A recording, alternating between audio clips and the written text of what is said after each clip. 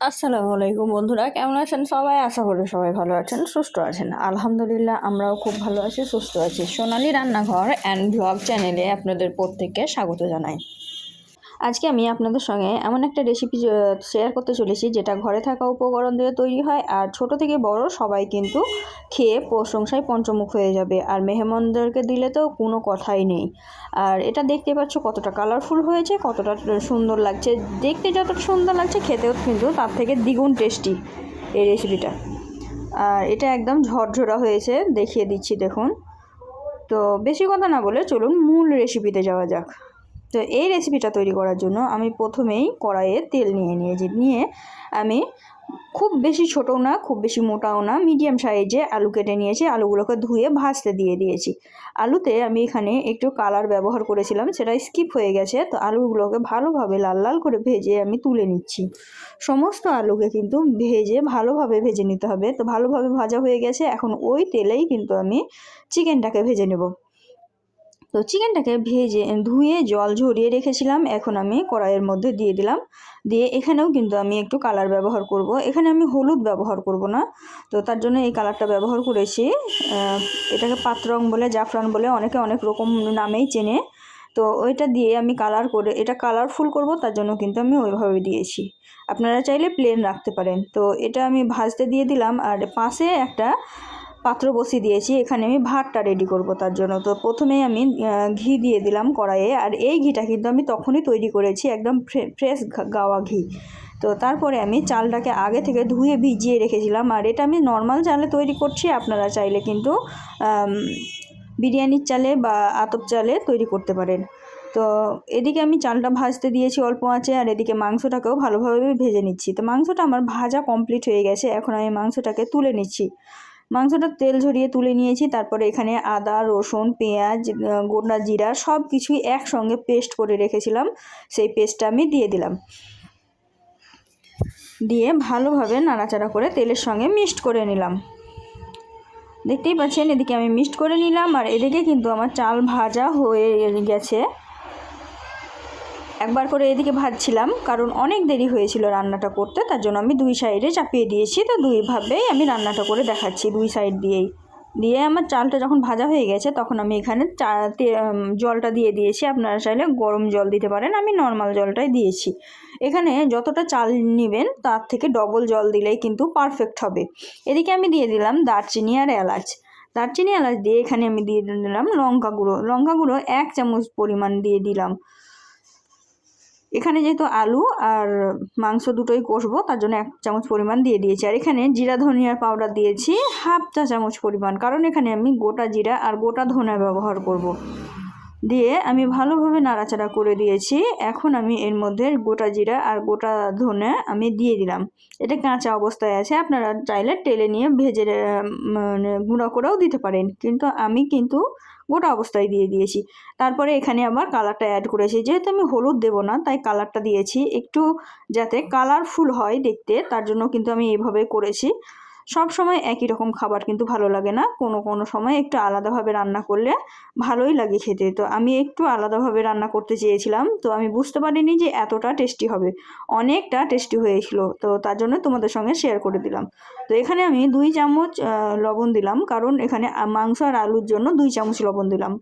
আর ভাতে আমি আলাদা করে লবণ দেবো। তো মশলাটা আমার ভালোভাবে কষা হয়ে গেছে, তার জন্য আমি আলু দিয়ে দিলাম। আলু দিয়ে একটু নাড়াচাড়া করে মিক্সড করে নেব। আর এদিকে কিন্তু ফুটে গেছে ভাতটা, দেখতেই পাচ্ছেন। এই তো আমি একটু নাড়াচাড়া করে দিলাম, যাতে করে তলে বসে না যায়। আর যেহেতু ঘি দিয়েছি, তাই এক্সট্রা তেল দিলাম না। আর ওপর থেকে দিয়ে দিলাম 1.5 চামচ লবণ, যাতে ভাতের পরিমাপটা একদম লবণের ঠিক হয়। তো এই তো এখন আমি মাংসটা অ্যাড করে দিলাম। মাংসটা অ্যাড করে ভালোভাবে একটু কষিয়ে নেব। আলু আর মাংস একসঙ্গে সময় নিয়ে একটু কষিয়ে নেব, তাহলে কিন্তু এটা রেডি হয়ে যাবে। তো ভালোভাবে নাড়াচাড়া করে মিক্সড করে নিচ্ছি, দেখুন, দেখলেই বুঝতে পারবেন। এভাবে একবার হলেও তৈরি করে দেখবেন, খেতে কিন্তু অসাধারণ হয়। আর এখন শীতের সবজি আছে, শীতের সবজি দিয়েও কিন্তু এভাবে করে খেতে পারেন, দারুণ টেস্টি হয়। সব সময় একঘেয়েমি খাবার না খেয়ে একটু আলাদা আলাদা করে দিলে বাড়ির বাচ্চারাও খুশি থাকে, বড়রাও খুশি থাকে, আর নিজেদেরকেও অনেকটা ভালো লাগে। তো মাংসটা আর আলুটা সুন্দরভাবে কষানো আমার কমপ্লিট হয়ে গেছে। এখন আমি নামিয়ে নিয়েছি। আর এদিকে ভাতের হাঁড়িটা আমি দেখুন এই সাইডে দিয়ে দিয়েছি। দিয়ে এটা কিন্তু একদম হাই হিটে রান্না করব, আঁচ কমাবো না। তো এখন আমি এই ভাতের মধ্যে মাংসর যে কষে রেখেছি সেটাই অ্যাড করে দেব। তো এখানে দেখতেই পাচ্ছেন আমি অ্যাড করে দিলাম, দিয়ে নাড়াচাড়া করে দিলাম। আর কড়াইয়ে যে অবশিষ্ট অংশ আছে সেখানে জল দিয়ে আবারও সেটাও দিয়ে দিব। তো সব কিছু দিয়ে দিয়েছি, দিয়ে আমি ঢাকা দিয়ে দিলাম। ঢাকা দিয়ে এই তো 10 মিনিট পরে আমি খুলে দেখছি, দেখুন ভাতটা অর্ধেক হয়ে এসেছে, জলটা অনেকটা টেনে নিয়েছে। এই জলেই কিন্তু পারফেক্টভাবে রান্না হয়ে যাবে। তো এই সময় আমি এখানে অ্যাড করব মটরশুঁটি, গাজর আর বিট আর টমেটো দিয়ে একটু নাড়াচাড়া করে দেবো। আপনারা চাইলে এগুলো ভেজেও অ্যাড করতে পারেন, কিন্তু আমি এখানে ভাজিনি, কারণ এটা আমি তেল কম ব্যবহার করেছি, একটু ঘিটা বেশি ব্যবহার করেছি। ওইগুলো ভাজতে গেলে আবার তখন আমাকে তেলে ভাজতে হতো, তাই আমি এমনি দিয়ে দিয়েছি যাতে করে তেলের পরিমাণটা কম লাগে। তো তারপরে আবারও ঢাকা দিয়ে দিয়েছি। ঢাকা দিয়ে 5 মিনিট পর পর কিন্তু খুলে খুলে একটু নাড়াচাড়া করে দিতে হবে, তা না হলে কিন্তু তলায় লেগে যাবে। আর এটা যেহেতু হাই হিটে রান্না হচ্ছে, তো জলটাও তাড়াতাড়ি টেনে নেবে। সব কিছু তো আগে থেকেই কষানো আছে, ভাজা আছে, সিদ্ধ হয়ে যাবে। আর ভাতটা যেমন ফুটবে তেমন জলটা টেনে নেবে। তো আস্তে আস্তে কিন্তু এগুলো ঝরঝরা হতে শুরু করবে। তো দেখতেই পাচ্ছেন 5 মিনিট পর পর কিন্তু আমি আপনাদেরকে দেখাচ্ছি, কারণ সবটা দেখানো তো সম্ভব নয়, তাই 5 মিনিট পর পর দেখাচ্ছি। আর কতটা জল টেনে নিয়ে এসে দেখুন ভাতটা কিন্তু মানে ঝরঝরা হতে শুরু করে দিয়েছে। তো বন্ধুরা, আমার ভিডিওগুলো যারা কন্টিনিউ দেখছো তোমাদেরকে অসংখ্য ধন্যবাদ। এভাবেই আমার পাশে থেকো। আর নতুন বন্ধুরা এলে আমাকে অবশ্যই কমিউনিটিতে একটু কমেন্ট করে দিয়ে যেও। আর অবশ্যই লাইক শেয়ার কমেন্ট করতে ভুলবে না। ভালো লাগলে একটু শেয়ার করে দিও, যাতে আরও সবাই রেসিপিটা উপভোগ করতে পারে। তো এই তো দেখছো আমি মধ্যেই কিন্তু নাড়াচাড়া করে দিচ্ছি, তলায় যাতে লেগে না যায়। ভাতটা পুরোটা শুকনো হয়ে গেছে, একদম ঝরঝরা হয়ে গেছে। এখন আমি এই পর্যায়ে এখানে অ্যাড করব ধনেপাতা। ধনেপাতা সব থেকে শেষে অ্যাড করতে হয়। আর আমি কিন্তু খুব বেশি ধনেপাতা পছন্দ করি, তাই একটু বেশি পরিমাণে দিব। আপনারা যদি কম পছন্দ করেন তাহলে কম পরিমাণে দিয়ে দিবেন, অসুবিধা নাই। তো দেখতেই পাচ্ছেন ভাতটা কতটা ঝরঝরা হয়ে গেল। এখন আমি ওপর থেকে ধনেপাতাটা দিয়ে দিচ্ছি। তো প্রথমে আমি অল্প করে দিয়ে মিক্সড করে নেব, তারপরে কিন্তু আবারও দেব। তো এইভাবে একবার হলেও তৈরি করে দেখবেন, বারবার বলছি একবার হলেও এভাবে তৈরি করে দেখবেন, খুবই টেস্টি হয় খেতে। আমাদেরকে তো খুবই ভালো লেগেছিল, আপনারাও একবার তৈরি করে দেখবেন, আপনাদেরকেও কিন্তু খুবই ভালো লাগবে। তো আমি কিন্তু মিশিয়ে দিলাম, দেখতেই পাচ্ছেন। ওপর থেকে আবারও ধনিয়া পাতা ছড়িয়ে দিব, দিয়ে আমি কিন্তু গ্যাসটাকে বন্ধ করে ঢাকা দিয়ে 5 মিনিটের মতো রেস্টে রেখে দেবো, তারপরেই কিন্তু পরিবেশন করব।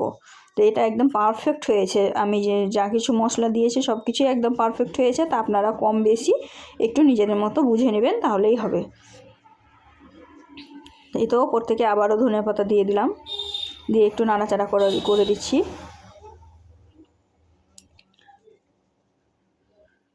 তো নাড়াচাড়া করে দিয়ে আমি এখন ঢাকা দিয়ে 5 মিনিটের জন্য রেস্টে রেখেছিলাম।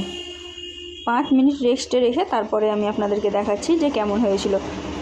চালটা যদি একটু সামান্য কাঁচা কাঁচা থাকে, এই যে ঢাকা দিয়ে রেস্টে রাখবেন, এতেই কিন্তু পুরোপুরিভাবে হয়ে যাবে, আর তলায় লাগবেও না, আর একদম ঝরঝরা হবে।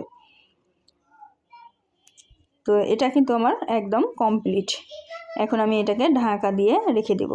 দেখতেই পাচ্ছেন, কাছ থেকে দেখিয়ে দিলাম, দেখুন কতটা সুন্দর লাগছে দেখতে। একদম কালারফুল একটা ভাত রেডি হয়ে গেল।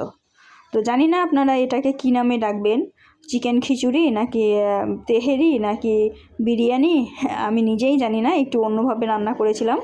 তো আমার তো খেতে খুবই টেস্টি লেগেছে। যেই নামেই ডাকুন না কেন, খেতে খুব টেস্টি হয়েছিল। এটাই বলবো যে একবার হলেও বাড়িতে এই রেসিপিটা ট্রাই করবেন, আর আপনারা আপনাদের ইচ্ছা অনুযায়ী নাম দিবেন। তো এখন আমি ওপর থেকে বাকি যে ঘিটা রেখেছিলাম সেটা আমি দিয়ে দিলাম। আর এই কাপে আছে ঘিটা এই কারণেই যে আমি এটা রান্না করার আগেই কিন্তু ঘিটা তৈরি করেছি, তারপরে আমি দিয়ে দিয়েছি। তো ঘিটা ছড়িয়ে দিলাম, দিয়ে ঢাকা দিয়ে দিলাম। আর এখানে আপনারা চাইলে বিরিয়ানি মশলাও একটু ছড়িয়ে দিতে পারেন, তো আমি খুব বেশি মশলা ব্যবহার করতে চাইনি, তার জন্য কিন্তু দিইনি। তো এটা রেস্টে রাখার পরে দেখুন কতটা ঝরঝরা হয়েছে, কতটা পারফেক্ট হয়েছে। আমি একটা থালাতে পরিবেশন করে দেখাচ্ছি, দেখুন, এই দেখুন কতটা কালারফুল লাগছে আর কতটা সুন্দর হয়েছে। সত্যি সত্যি একবার হলেও ট্রাই করবেন, খুবই টেস্টি হয়। এই তো দেখুন কত ঝরঝরা হয়েছে, কতটা টেস্টি হয়েছে। নর্মাল চালে যদি এরকম একদম টেস্টি টেস্টি খাবার পাওয়া যায় তাহলে আর দাম দিয়ে বেশি দামি চাল কিনে সবসময় তো ঘরে থাকে না, তৈরিও করা হয় না, তাই এইভাবে একবার হলেও তৈরি করে দেখবেন, খুবই টেস্টি হয়। তো আজকের ভিডিওটা এই পর্যন্ত। আজকের ভিডিওটা অনেক বড় হয়েছে বন্ধুরা, তবু একটু ধৈর্য ধরে দেখিয়ে নিও, কারণ শুধু ভিডিও তৈরি করার উদ্দেশ্য নয় আমাদের, এটা আমরা শেখাতে চাই, তার জন্যই কিন্তু বড় করি। তো সবাই ভালো থেকো, সুস্থ থেকো, খোদা হাফিজ।